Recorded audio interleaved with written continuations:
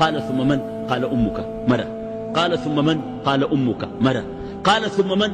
قال أمك مرة. قال ثم من؟ قال أبوك. لأن هذا النقصان يكمل بالعاطفة والحنان الذي تعطيه. كده أي واحد فيكم يذكر أمه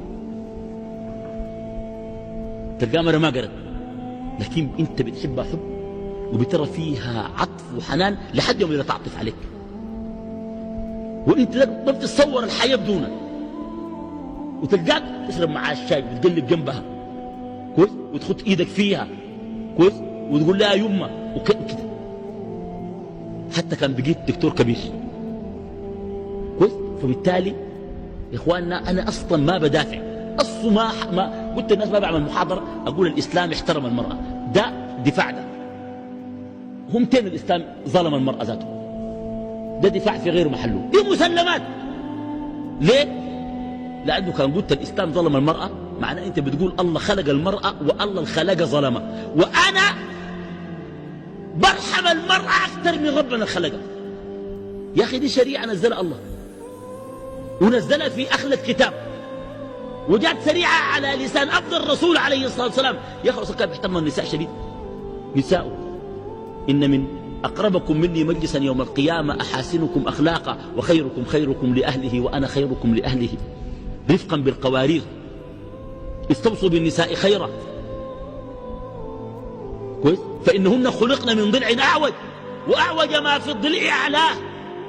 ده الرسول عليه الصلاة والسلام. والله خايف الناس يحاصروه أحاديث الرسول الفوق النسوان دي يقوم يدسوها، يقولوا أنا بدنا نقولها. والله أنا ما أدسها، والله إلا رسولكم ما قالها، والله أي كلام قالوا الرسول عليه الصلاة والسلام والله ما أدسه. أستحي من شنو؟ أستحي من الحق.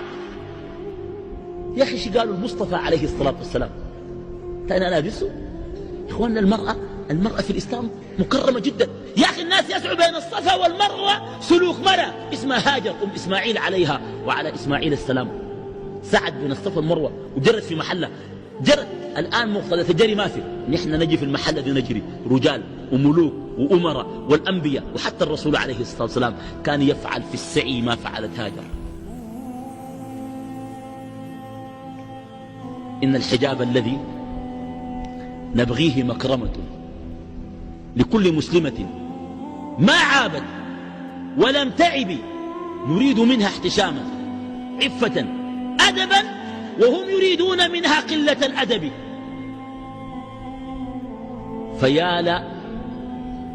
فيا لأنثى لها عزم لها أدب فاقت رجالا بلا عزم ولا أدب، ويا لقبح فتاة لا حياء لها وإن تحلت بغالي الماس والذهب.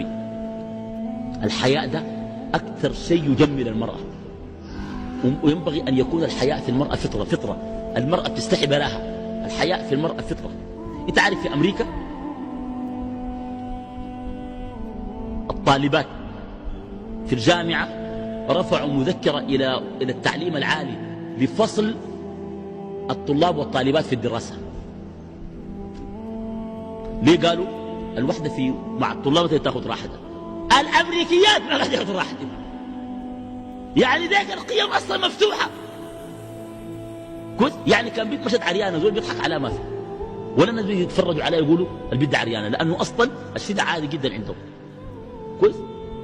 دي هناك قالوا نحن كبنات ده ناخذ يعني حريتنا مع بعض، ما قاعد ناخذ راحتنا. طالبوا بفصل التعليم. خير